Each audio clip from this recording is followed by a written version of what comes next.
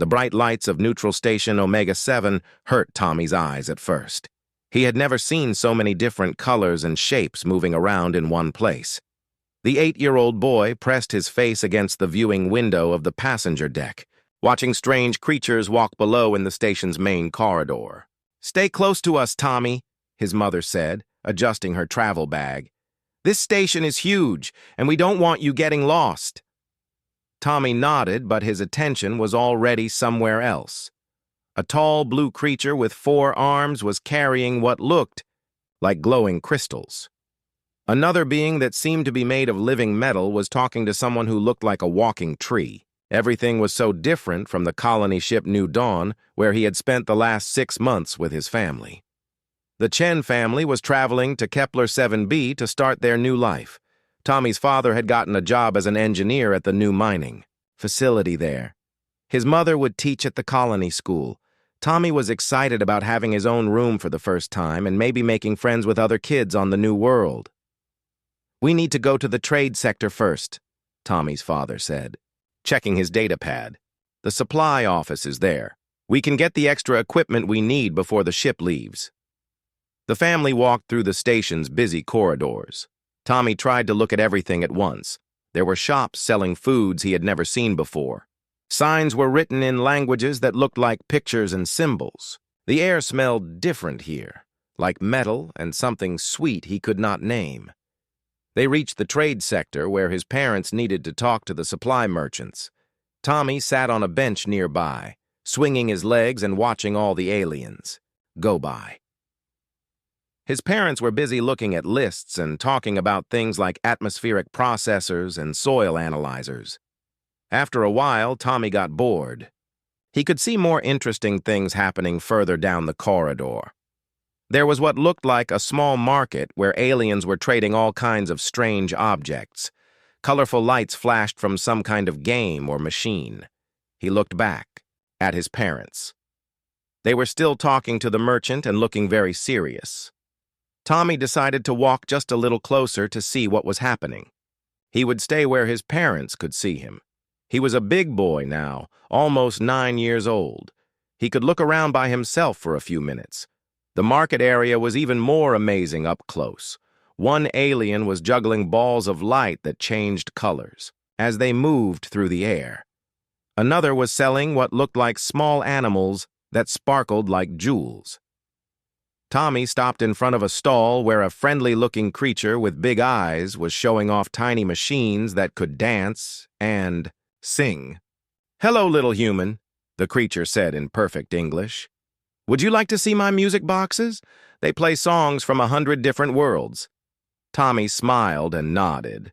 The creature wound up one of the small machines and it began to play a beautiful melody while tiny figures danced on top of it. Tommy clapped his hands in delight. He was so busy watching the dancing figures that he did not notice he had wandered further from his parents. The music and lights had drawn him deeper into the alien section of the station. When he finally looked up, he could not see his mother and father anymore. Tommy was not scared yet. The station was safe, and his parents had told him that all the different species here were peaceful traders. He would just walk back the way he came. But as he turned around, he realized all the corridors looked the same. The bright lights and strange smells were confusing him. He walked down what he thought was the right passage, but it led to a different area entirely. This section was darker and quieter. The aliens here looked more serious and wore what appeared to be uniforms or armor. Tommy knew he was lost now, but he kept walking, hoping to find someone who could help him get back to his parents. That was when he saw them. A group of tall, powerful-looking aliens stood in a circle, talking in low voices. They wore dark armor that seemed to absorb light. Their faces were hard and sharp, with eyes that glowed red in the dim corridor. Tommy had never seen creatures like these before, but something about them made him want to turn around and go the other way. Before he could move, one of the armored aliens noticed him. The creature was taller than Tommy's father and much broader. Scars covered the visible parts of its gray skin.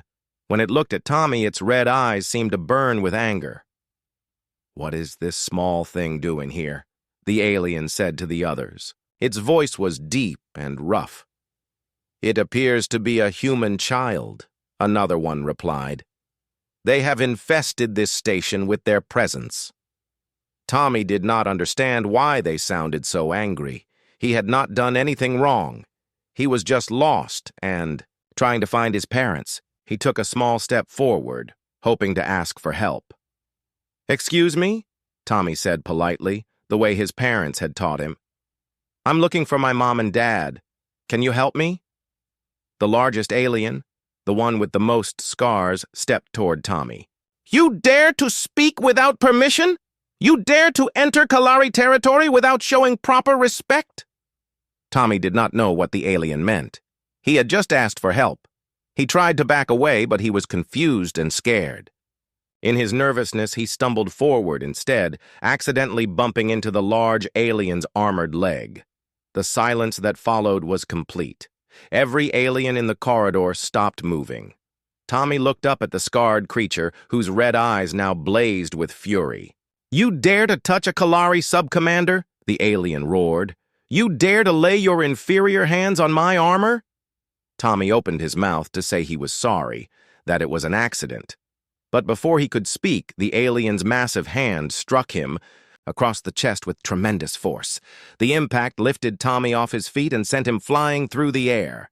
His small body hit the metal wall of the corridor with a sickening crack. Pain exploded through his back and legs as he crumpled to the floor. Tommy tried to get up, but nothing happened. He could not feel his legs. He could not move them at all. Panic filled his mind as he realized something was very wrong. He tried to call for his parents, but only a weak whisper came out. The Kalari sub-commander looked down at the broken child with satisfaction. "Let this be a lesson about respect," he said to his companions. "Inferior species must learn their place." Other aliens in the corridor began to back away. Some looked horrified. Others seemed afraid, but not of the Kalari. They were afraid of something else entirely. As station security finally arrived and Tommy's parents came running down the corridor after hearing the commotion, none of the aliens present understood what had just happened. They had hurt a human child, and across the galaxy, humanity was about to learn what had been done to one of their own.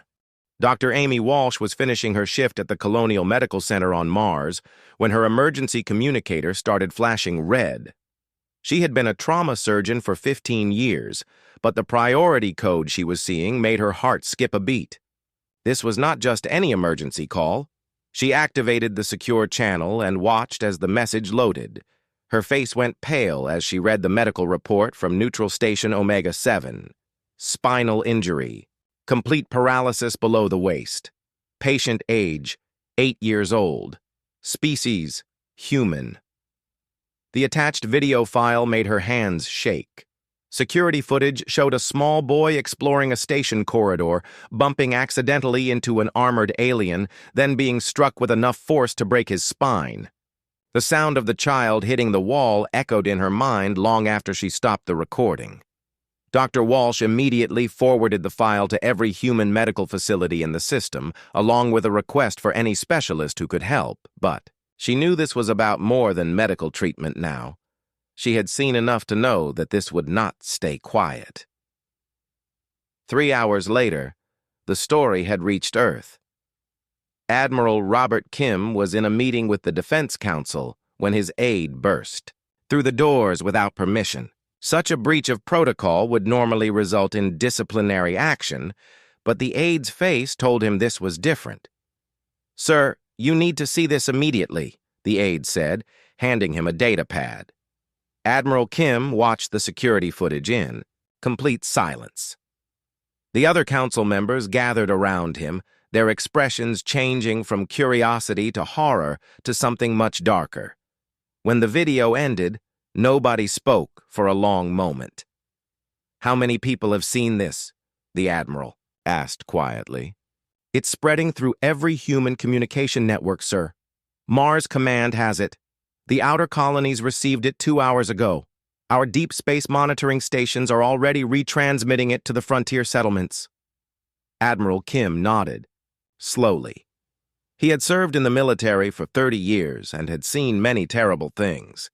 But watching a human child get crippled by an alien who showed no remorse was something different entirely.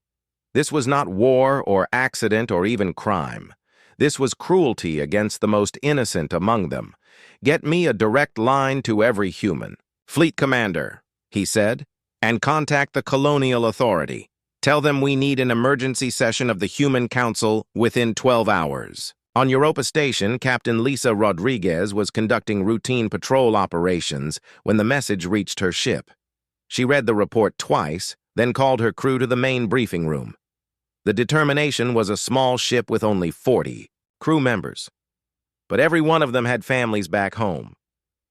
"I'm going to show you something," Captain Rodriguez said. "After you see it, I want you to understand that we are no longer on routine patrol. We have received new orders." The crew watched the security footage in shocked silence. When it ended, several of the younger crew members had tears in their eyes. The older ones looked like they wanted to hit something. "The boy's name is Tommy," the captain continued. "He's 8 years old. He was traveling with his parents to start a new life on Kepler 7b. Now he will never walk again because he accidentally bumped into an alien who decided to teach him a lesson about respect." She paused, looking at each face in the room. "The Kalari Empire has refused to turn over the individual responsible. They claim he was within his rights to discipline an inferior species. That child is our species. That could be your brother, your son, your nephew." Chief Engineer Mike Foster raised his hand. "What are our orders, Captain?" "We are changing course for Kalari space," she replied, "along with every other human ship that can fly. We're going to show them what happens when you hurt our children." The message continued to spread. On the mining colony of New Pittsburgh, workers stopped their shifts to watch the footage on the big screens in the cafeteria. Construction crews on the Titan orbital platform put down their tools and gathered around portable displays. Even on the research stations at the edge of human space, scientists abandoned their experiments to see what had happened. Dr. Patricia Young was studying alien communication patterns on remote station Delta 9 when she received the transmission. She had dedicated her career to understanding other species and promoting peaceful contact between civilizations. But as she watched Tommy get struck down, she felt something change inside her. She immediately sent a message to her research partners on Earth. "I'm suspending all current projects and redirecting station resources to military applications. The xenolinguistics protocols we've developed could be useful for interrogation purposes. Send me everything we have on Kalari language patterns." Similar messages were flowing across human space. Weapons designers shared classified blueprints with civilian manufacturers. Shipyard workers began voluntary overtime shifts to retrofit cargo vessels with military hardware. Even children in schools were donating their allowances to help fund the response. The Galactic Council received humanity's first official communication 18 hours after the incident. Ambassador Helen Davis delivered the message personally to the council chambers, where representatives of 47 different species listened in stunned silence. "The individual responsible for the unprovoked attack on 8-year-old Tommy Chen must be surrendered to human authorities for trial," she said. "This is not a request. This is not a negotiation. This is notice that if justice is not provided through proper channels, humanity will seek it through other means." The Kalari representative, High Commander Korath, stood to respond. He was an impressive figure, nearly 3 meters tall and covered in ceremonial armor that displayed his many military victories. His species had dominated this region of space for over 2 centuries. "The Kalari Empire does not bow to the demands of inferior species," he declared. "Sub-Commander Drex acted within established protocols when correcting the disrespectful behavior of your spawn. The matter is closed." Ambassador Davis looked at him for a long moment, then turned to address the entire council. "Ladies, gentlemen, and honored beings of all species present, you have just heard the Kalari Empire's final word on this matter. I want you to remember this moment. Remember that we asked for justice first. Remember that we followed proper diplomatic channels. Remember that we gave them every opportunity to do the right thing. She gathered her documents and prepared to leave. When you see what happens next, remember that they chose this path. As her shuttle departed the council station, Ambassador Davis activated her secure communication link to Earth. This is Davis, reporting. Diplomatic resolution has failed. The Kalari have rejected our demands and shown no remorse for their actions. Recommend immediate implementation of all available options. The response from Earth came back within minutes, but it was not from the government or the military. It was from the Human Emergency Broadcast Network, a civilian system that could reach every human settlement, ship, and outpost in the galaxy simultaneously. The message was simple. They hurt one of our children and refused to answer for it. Show them why that was a mistake. Across human space, engines began to roar to life. Ships that had not moved in years powered up their systems. Retired military officers put on their old uniforms. Families said goodbye to loved ones who were heading toward an unknown fate. The aliens who had witnessed Tommy's attack were beginning to understand something that the Kalari had not. They had seen the footage of the boy being struck down, but they had also seen what happened next. They had watched human after human receive the news, watched the expressions change from shock to grief to something else entirely. They had watched an entire species transform from peaceful traders and explorers into something they had never seen before. Something that would not stop until justice was done. The Kalari Empire was about to learn that there were some lines that should never be crossed. And the first rule of dealing with humans was simple. Never hurt their children. The first ships began arriving at the human assembly point near Proxima Station just 48 hours after Tommy's attack. What started as a few military vessels quickly became something unprecedented in galactic history. Ships of every size and type were dropping out of hyperspace by the hundreds, then by the thousands. Commander Sarah Martinez had seen large fleet formations before, but nothing like this. From her position aboard the battleship New Horizon, she watched as civilian cargo haulers appeared alongside military destroyers. Luxury passenger liners dropped out of hyperspace next to mining vessels still covered in asteroid dust. Even small personal shuttles were arriving, their owners having traveled for days just to be part of whatever was coming. Commander, we're receiving over 500 new transponder signals every hour, her communications officer reported. I've never seen anything like it. Ships are coming from everywhere. Martinez nodded as she studied the tactical display. The fleet was enormous and growing larger by the hour, but it was also completely chaotic. Military ships were trying to establish formation protocols, while civilian vessels ignored standard spacing requirements. Cargo haulers were requesting weapon upgrades while pleasure craft were asking for combat assignments. Put me through to all ship commanders, she ordered. All frequencies, maximum range. The communication channel crackled to life, filled with hundreds of voices speaking at once. Veteran admirals were trying to establish command structures, while civilian captains demanded to know when they would begin moving toward Kalari space. The chaos was overwhelming, but underneath it all was something else. Unity of purpose. This is Commander Martinez aboard the New Horizon, she broadcast. I know we're all here for the same reason. We all saw what happened to Tommy. We all know what needs to be done, but we need to organize ourselves properly or we'll accomplish nothing. MADR. Chatter gradually died down as ship commanders listened to her words. Every military captain knows the drill, she continued. Form up by ship class and establish command protocols. Every civilian captain needs to link up with the nearest military vessel for coordination.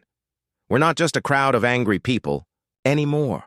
We're humanity's response to what was done to one of our children. Over the next 24 hours, the chaos began to transform into something resembling order. Military engineers worked around the clock to help civilian ships install whatever weapons they could carry. Cargo haulers became ammunition suppliers. Passenger liners were converted into troop transports and mobile hospitals. The work was urgent because everyone knew the Kalari were watching. Long-range sensors detected enemy scout ships at the edge of the system, observing the human fleet buildup. Intelligence reports suggested the Kalari military was mobilizing their own forces in response to the threat. Dr. James Park arrived at the assembly point aboard a converted research vessel that was now bristling with improvised weapon systems. He had spent his career studying alien cultures and promoting peaceful contact between species. Now he was part of a fleet preparing for war. "I never thought I would see this," he told his colleague, Dr. Ruth Hamilton, as they watched more ships arrive through the laboratory viewports. 50 years of careful diplomacy, building relationships with other species, showing them that humans could be trusted partners. And now, look at us. Dr. Hamilton was monitoring the communication channels, listening to reports from across human space. "Maybe they needed to see this side of us too," she replied. "Maybe they needed to understand that we're not just friendly neighbors. We're also parents, and we protect our young." The conversation was interrupted by an emergency broadcast. All ships were ordered to prepare for a special transmission from Earth.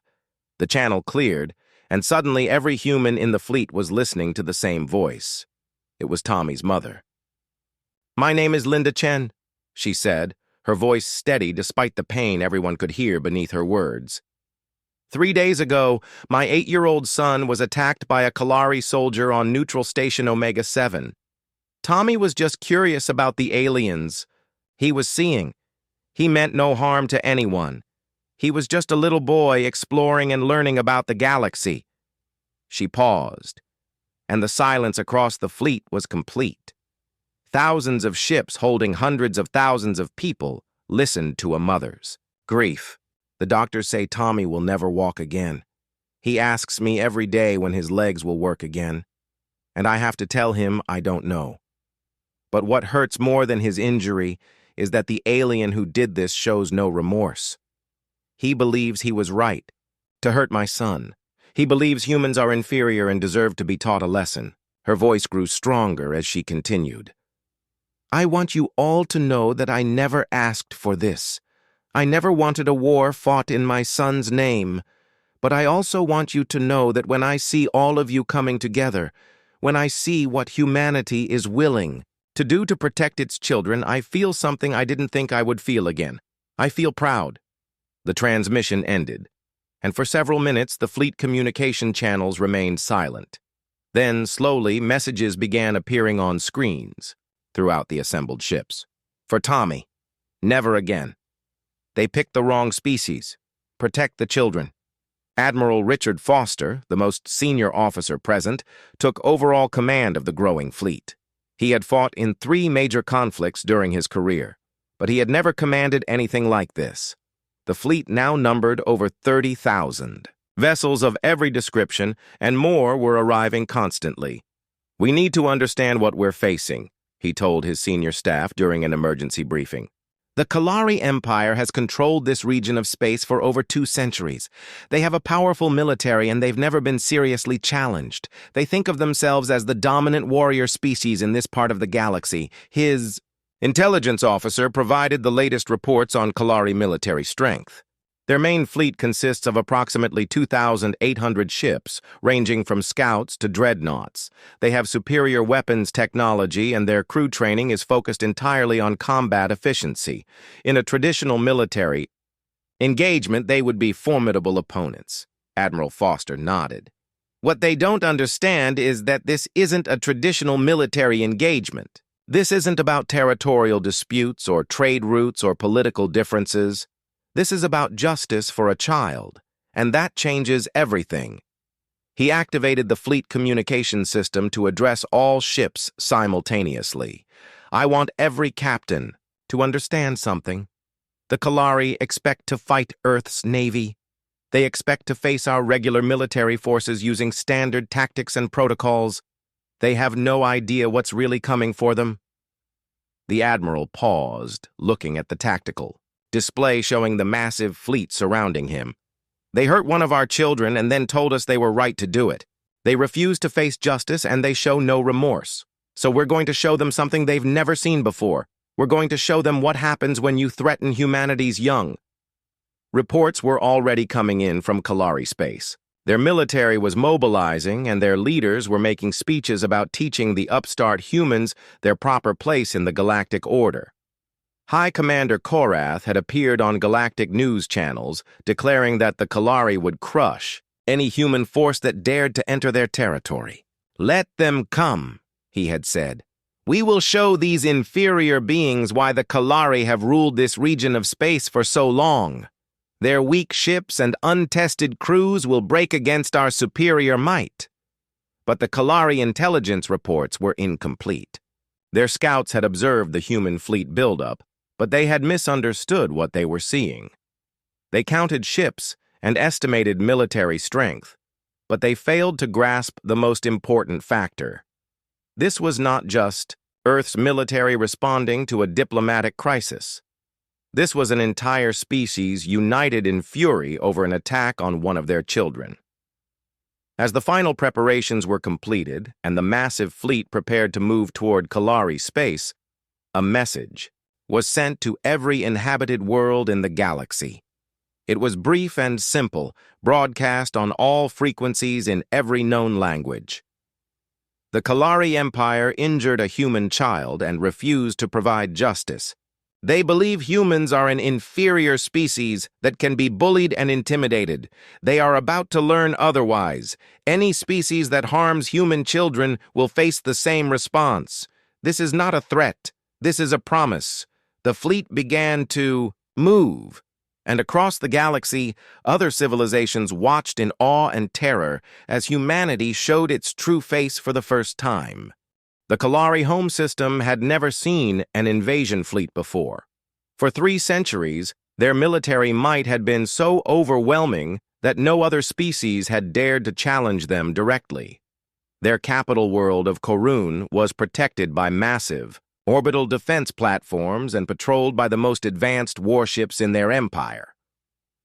High Commander Korath stood in the command center of the defense station Eternal Victory, watching his tactical displays with growing confidence. The human fleet had finally arrived at the edge of the system, and what he saw confirmed his expectations. The enemy force was large but disorganized, a mixture of military vessels and civilian ships that had no business in a combat zone.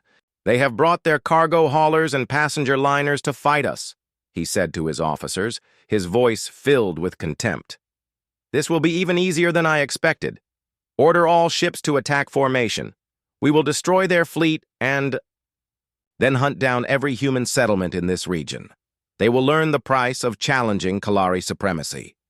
The Kalari fleet moved to engage, 2,800 warships advancing in perfect formation toward the human force. Their ships were sleek and deadly, built for one purpose, destroying their enemies with maximum efficiency. Each vessel was crewed by warriors who had trained their entire lives for combat. But as the distance closed between the two fleets, something became clear that the Kalari had not expected. The human force was not trying to establish battle formations or coordinate their attack. Instead, they were simply charging forward at maximum speed, every ship heading directly for the Kalari fleet with no regard for tactics or survival. "Sir, the humans are not following any recognizable combat protocol," reported the tactical officer. "They appear to be rushing at us." High Commander Korath frowned as he studied the display. The human ships were indeed moving in what appeared to be a completely suicidal attack pattern. Small civilian vessels were leading the charge, followed by larger cargo ships and passenger liners, with the military vessels spread throughout the formation instead of taking protective positions. "They have no idea what they're doing," he concluded. "Their desperation has made them foolish. All ships prepare to engage. This will be over quickly." The first exchange of fire began when the fleets were still thousands of kilometers apart. Kalari weapons were precise and devastating, designed to disable enemy ships with minimal damage to valuable salvage. But something was wrong with the human response. Instead of trying to evade or return fire effectively, the damaged human ships kept coming, some of them accelerating even faster toward the Kalari lines. Captain Lisa Thompson was aboard the converted cargo hauler Second Chance when the Kalari weapons tore through her ship's hull. Half her crew was killed in the first attack, and the ship's life support systems were failing. By any reasonable standard, she should have ordered her crew to abandon ship. Instead, she pushed the engines to maximum power and aimed directly at the largest Kalari vessel she could see. "All hands, this is the captain," she announced over the ship's communication system. "We came here for Tommy. We came here to show them what happens when you hurt our children. Today we make sure they never forget." The Second Chance slammed into the Kalari cruiser Dominant Fang at full speed, tearing through its armor and destroying both ships in a massive explosion. It was the first of hundreds of such attacks. High Commander Korath watched in growing alarm as human ship after human ship crashed into his fleet. Some were damaged vessels making final desperate attacks, but others were undamaged ships whose crews had chosen to sacrifice themselves rather than engage in conventional combat. "They're ramming us," his tactical officer reported, his voice filled with disbelief. "Deliberately. Even ships that could still fight are choosing to ram our vessels instead." "Impossible," Korath replied. "No species is that reckless with their own lives. They must be malfunctioning or—" His words were cut off as another human vessel, this one a luxury liner that had been converted to carry troops, smashed into his flagship's escort destroyer. The impact was so violent that debris from both ships peppered the command station's shields. But it was not just the ramming attacks that were devastating the Kalari fleet. The human ships that were engaging in conventional combat were fighting with a ferocity that none of the Kalari had ever encountered. They ignored damage to their own vessels, pressed attacks even when they were outnumbered, and showed no concern for their own survival. Dr. Elena Rodriguez was aboard the research vessel Discovery when it came under attack by 3 Kalari fighters. Her ship had been converted with weapons systems that were barely functional, and her crew consisted of scientists and engineers who had never been in combat before. "Doctor, we should retreat," her pilot called out as enemy fire tore through their shields. "We can't fight 3 military vessels with this ship." "No," Dr. Rodriguez replied, her voice calm despite the chaos around her. "We didn't come here to retreat. We came here to make sure this never happens again. Target the lead fighter and ram them." The Discovery destroyed 1 Kalari fighter before being torn apart by the other 2, but its sacrifice allowed a group of human military vessels to move into position and eliminate the remaining attackers. Similar scenes were playing out across the battlefield. Human crews were choosing death over defeat, viewing their mission not as a military objective but as a sacred duty to protect their species' children. The Kalari, despite their superior technology and training, had never faced an enemy that was willing to pay any price for victory. Admiral Foster coordinated the human attack from his flagship, but he knew that traditional command and control was meaningless in this battle. Every human captain was making their own decisions about how to engage the enemy, and those decisions were all leading to the same result: maximum damage to the Kalari fleet regardless of the cost. "Sir, we're losing ships at an incredible rate," his tactical officer reported. "But so are they. Their fleet strength is down by 60% and falling." Admiral Foster nodded as he watched the battle unfold. They expected to fight Earth's Navy. Instead, they're fighting every human parent who ever looked at their child and promised to keep them safe. The turning point came when a group of human cargo vessels, led by the converted mining ship Iron Will, broke through the Kalari defensive lines and began attacking the orbital defense platforms protecting the capital world. The platforms were heavily armed and should have been able to destroy the attacking ships easily, but the human vessels absorbed devastating damage and kept coming. The Iron Will was commanded by Captain Mike Davis, a former military officer who had been running cargo between the outer colonies when he heard about Tommy's attack. His ship was not designed for combat, but his crew had worked for days to mount every weapon they could find. Platform 3 is targeting us, his weapons officer reported as energy beams tore through their hull. We've lost main power and the hull is breaching on multiple decks. Keep us on course, Captain Davis ordered. We're not stopping until that platform is gone. The iron will crashed into the defense platform's main reactor, destroying both structures in an explosion that lit up the entire system. The shockwave disabled 2 other platforms and opened a gap in the defenses that allowed more human ships to reach the planet's surface. High Commander Korath finally understood what he was facing, but it was too late. His fleet was being destroyed, not by superior tactics or technology, but by an enemy that refused to accept defeat under any circumstances.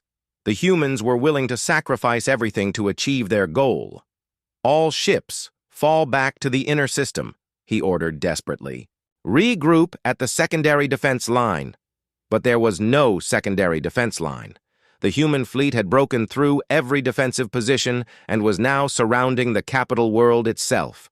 Kalari ships that tried to retreat found themselves cut off by human vessels that had been waiting for exactly that moment. As the battle entered its final phase, Sub-Commander Drex found himself aboard an escape pod, one of the few survivors from his destroyed ship. He was the Kalari warrior who had struck down Tommy, the individual whose actions had started this entire war. He was rescued by a human ship. The crew of the medical vessel Mercy found his pod drifting in the debris field where his ship had been. Destroyed. Despite everything that had happened, they brought him aboard and provided medical treatment for his injuries. He was a prisoner now, but he was alive. Why? He asked the human doctor who was treating his wounds. Why did you save me? Dr. Patricia Young looked at the alien who had crippled a human child and felt no hatred, only sadness. Because that's what we do, she replied. We protect life, even when it doesn't deserve protection. But you're going to face justice for what you did to Tommy. Earth justice. As the last Kalari ships were destroyed or surrendered, the human fleet established control over the system. The Kalari Empire, which had dominated this region of space for centuries, had been completely destroyed in a single day. But the humans were not finished. Intelligence reports indicated that Kalari military commanders and government officials who had supported the attack on Tommy were hiding on other worlds throughout their former territory. The hunt for justice was just beginning.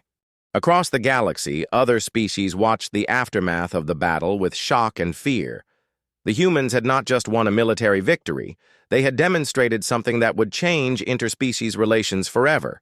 They had shown what happened when someone hurt their children. 6 months after the destruction of the Kalari Empire, representatives from every major galactic civilization gathered on Neutral Station Omega-7.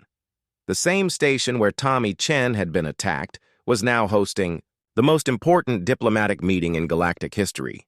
The purpose was simple: to establish new rules for how species would interact with each other, especially when it came to protecting the young. Tommy was there, too.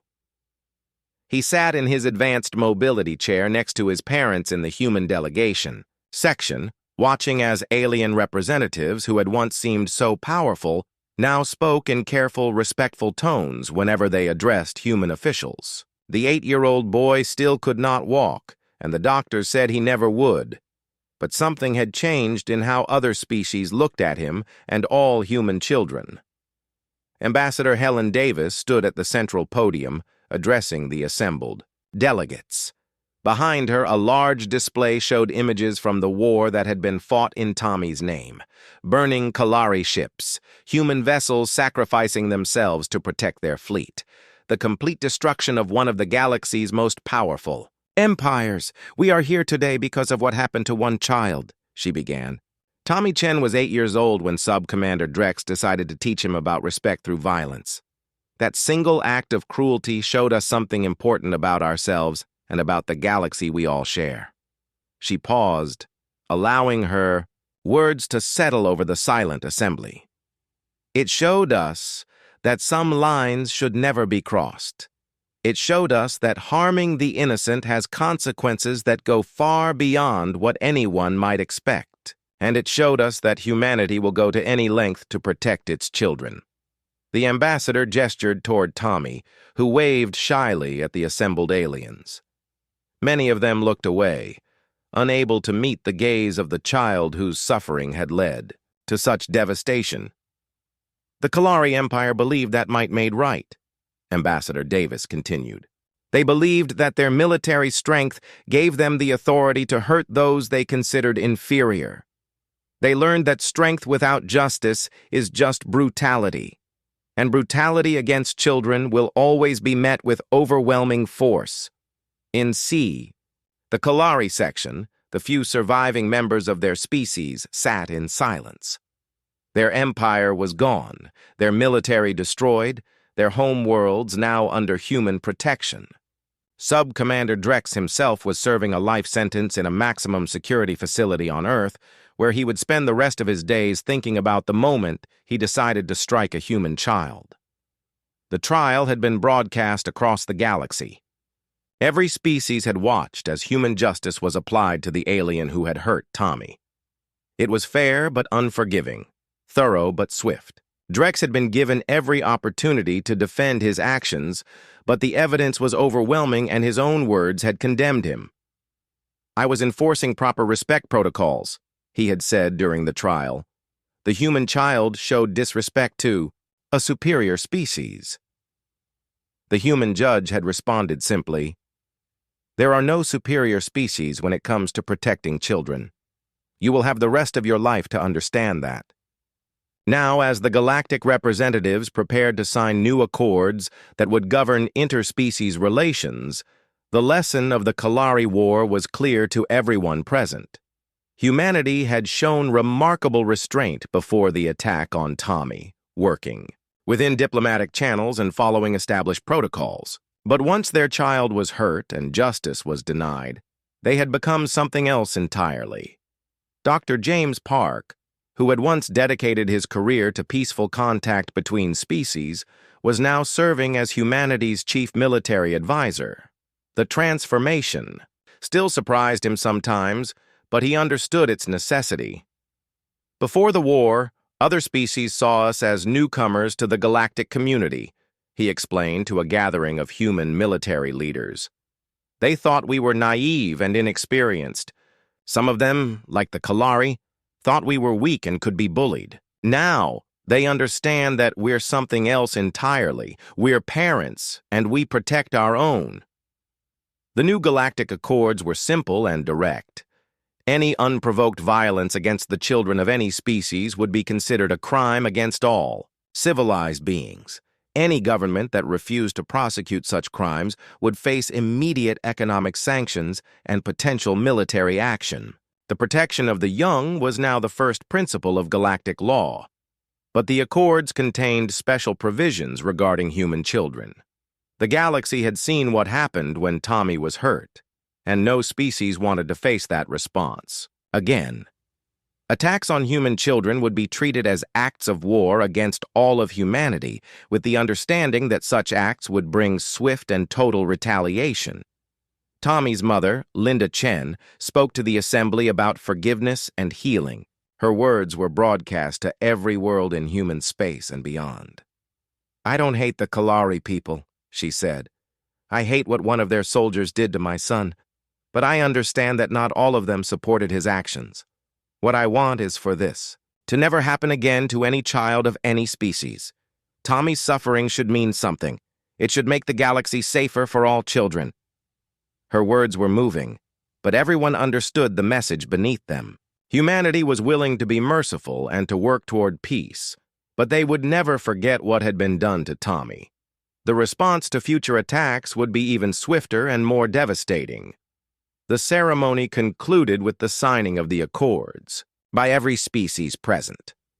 As each representative added their signature to the document, they looked toward Tommy, who watched the proceedings with the serious expression of a child who had seen too much of the adult world.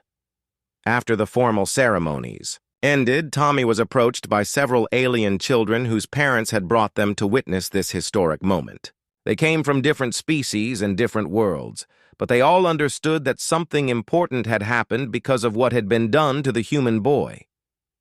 A young creature that looked like a small blue elephant offered Tommy a toy from her home world.